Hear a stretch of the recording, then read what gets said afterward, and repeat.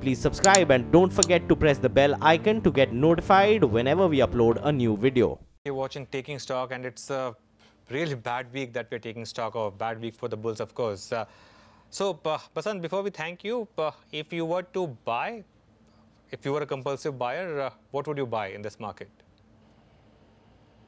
I would buy companies that are growing at 35%, same old story. I would buy companies that, see, let me tell you, Anuj, in such a situation, what happens, the retail investor says, ये 100 रुपए का 60 हो गया, इसको ले लो. But जो 100 का 60 होता है, there's some problem somewhere.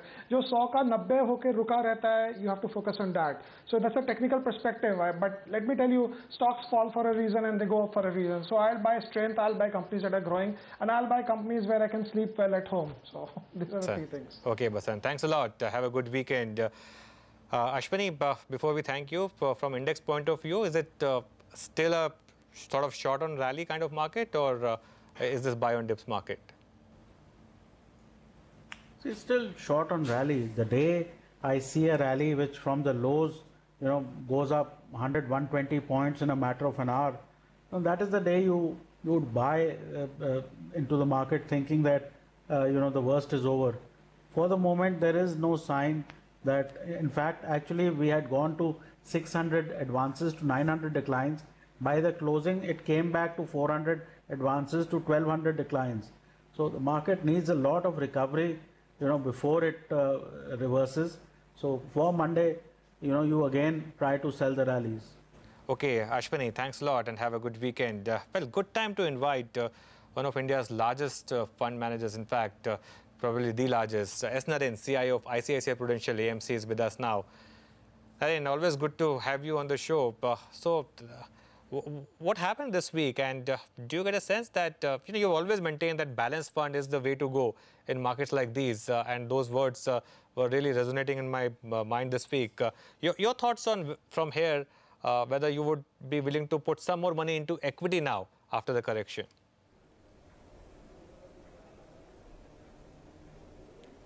See, clearly one thing I've seen from my experience of watching markets is that August tends to be a difficult month for markets. I mean, it looks irrational for me to use such a statement, but if you go and look at August 2011, look at August 2013, and possibly with the exception of August 2016, August has always been a difficult month for markets. Earlier it used to be because most of the people are on leave in the Western countries, and flows were due to Western buying. So, but I think that's why I don't worry so much into this correction unless there were to be some big global event which we cannot expect at this point of time. And, while all market men would want to see markets going up every day, there have to be periodic corrections for the market to be healthy. Otherwise, people would believe that equities is a riskless asset class, which it is not. So I think from our point of view, considering that we are not day traders and we are long-term investors, we see the current opportunity as a correction which should be used to increase allocation in equities for people who are underinvested at this point of time. In any case, in the period after the market touched 10,000, we were only recommending our dynamic asset allocation category. And that category is most suited for these markets because they tend to buy on every correction as the market keeps falling. So I think that category is anyway the best way to invest in this market cycle. So I really don't worry about the markets at this point of time. Naren, I guess this has been one of those weeks, particularly Friday, when there have been plenty of complaints with respect to earnings, numbers not looking good, whether it's some of the biggest banks. Pharma has been quite a washout throughout the week. So the question is, how do you approach this in this fall? Okay, I don't think we have that line through with Naren. Let's just see if we can connect with him.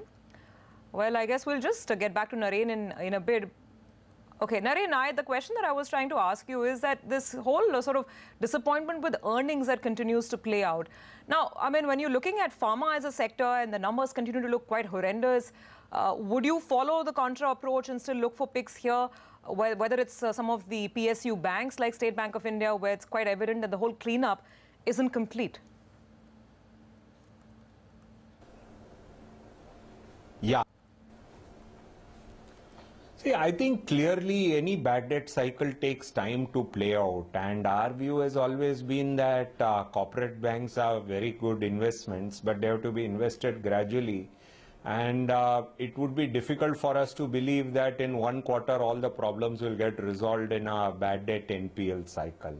We have always been believers that over the course of the next 2 years, this problem will get smaller and smaller. And that's how we looked at the entire banking cycle at this point of time. So we don't worry about 1 quarter numbers, because we know that NPL problems will take time to resolve. Okay, so Naren, from here on, what would you tell portfolio investors to do? Since you yourself manage such a large portfolio, what's the advice in terms of what kind of stocks should investors keep on their radar if the market correction accentuates? See, we have been believers in large cap over the last 1 year. For about 6 to 9 months, that call did not work. And I would say in the last 3 months, large caps have drastically outperformed mid caps.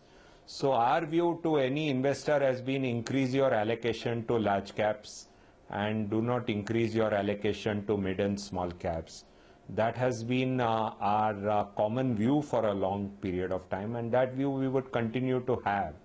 Our view to investors have been that please do asset allocation and don't believe only in equity as an asset class, because equities is no longer a dirt cheap asset class that you can allocate all your money to. That's the kind of message we have been giving investors. But for those who are looking at this opportunity, and they do want to add equity positions, Naren, what would remain your favorite areas in the equity market?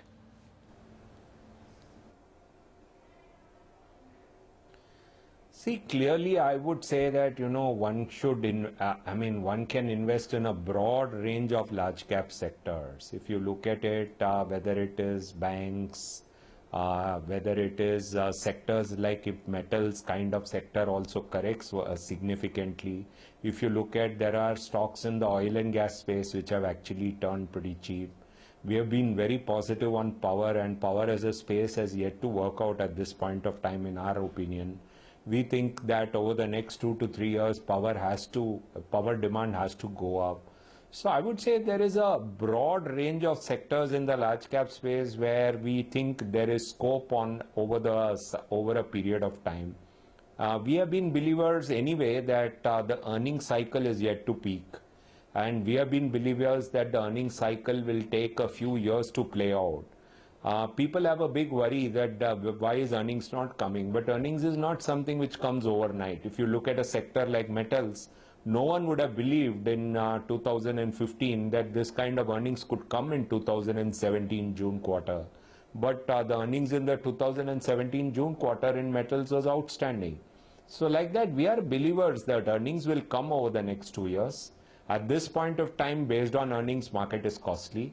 So the market need not completely factor in is already partially factored the earning increases. So I would say that earnings will be good for 2 years. That is a big source of support from a market point of view. And as long as you are buying into a correction and not buying at an all-time high, it is always much better to buy on a correction than to buy at an all-time high. Having said that, even despite the correction this week, I would not say that the markets are dirt cheap or something like that. Markets continue to be slightly overvalued on earnings basis. And that's the reason why we have been actually recommending dynamic asset allocation funds, because we think that's a much better way to play when markets are at much higher valuations than cheap. So that's a kind of view we've been having, and it fits into the view. So the correction this week fits into our view. Final question then, has time come to buy Pharma, Naren? It's a question we have asked, almost every week now, but this week in particular, it was a bit of a slam dunk for the index. The index itself was down some 7%, if I'm not wrong. So are you taking any large cap Pharma bets? Clearly, we are believers in pharma. I think over a next 2 to 3 year view, clearly it is a very attractive sector. There is extreme fear in the sector, and for me, there are two parameters that I look at: fear and valuation. The fear tick has been done multiple times this week.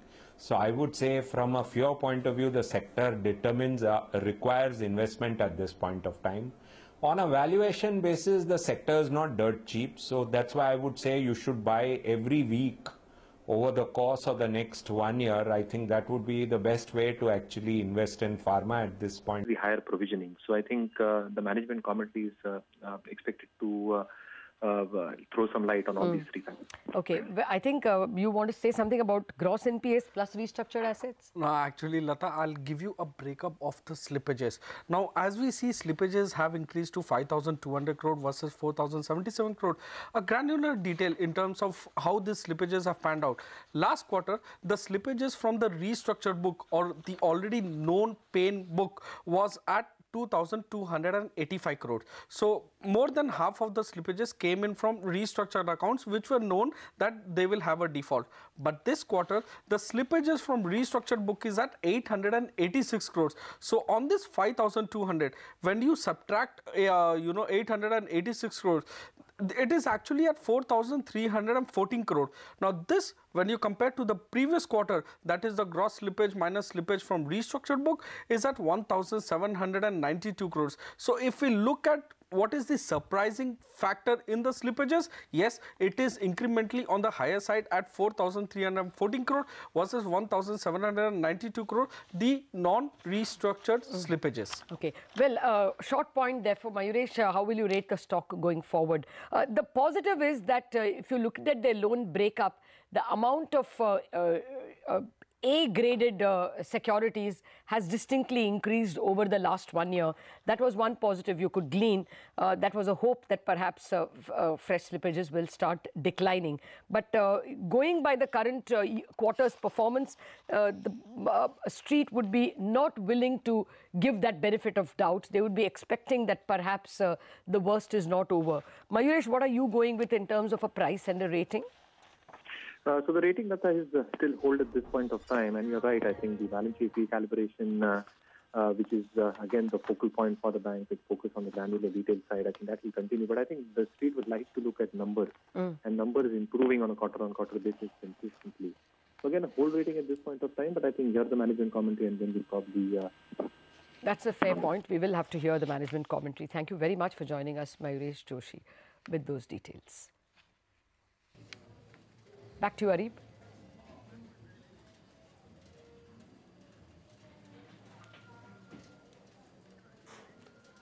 Right, so Lata, now SBI also reported numbers earlier today. What about those? Well, actually, first, Abhishek, to present the details, I just have a few thoughts on the NPL numbers.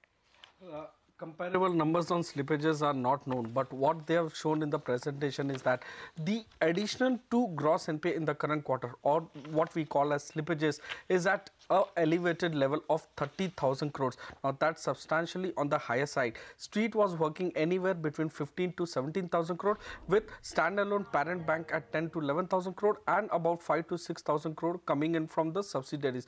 But what is more painful to see is that, you know, the subsidiaries, or the banking subsidiaries to be more precise, has actually caused an elevated pressure on the balance sheet of SBI parent per se. So overall, this elevated slippage of 30,000 crore has not gone down well with the investors' mindset, and this continues to remain elevated. I was speaking to some of the analysts. They were saying the gross slippages in the previous quarter was also 35,000 crores, combined book of banks and its banking subsidiaries. So slippages remaining elevated is actually a pain point, and you know, the gross NPA now is about 10%. So both these, barring all the numbers that we can see, both these have clearly not gone down well. Well, I just wanted to add one word, Arib. You know, I think the street was taken by complete shock about the subsidiaries' NPAs. You know, you're working with around 6% for SBI's NPA.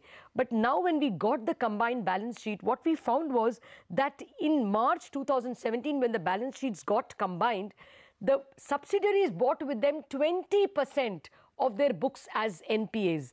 And that is why the combined entity now is standing at 10%, because although they were only 1/3 the size, some of them are not even listed, so we really don't know their numbers at all.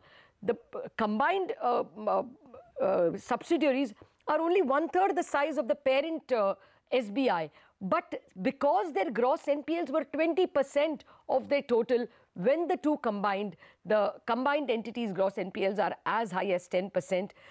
Probably this SBI standalone would have generated only 9 or 10,000 crore in terms of fresh slippages. But the babies are generating fresh slippages at the rate of 20,000 crore last year as well as this year. I just counted the fresh slippages of the SBI standalone minus the integrated lot, and the SBI subsidiaries slippages were as high as 75,000 crores for last year. So clearly nobody budgeted that the subsidiaries would be this bad, and the disappointment in the street is largely because that revelation came today.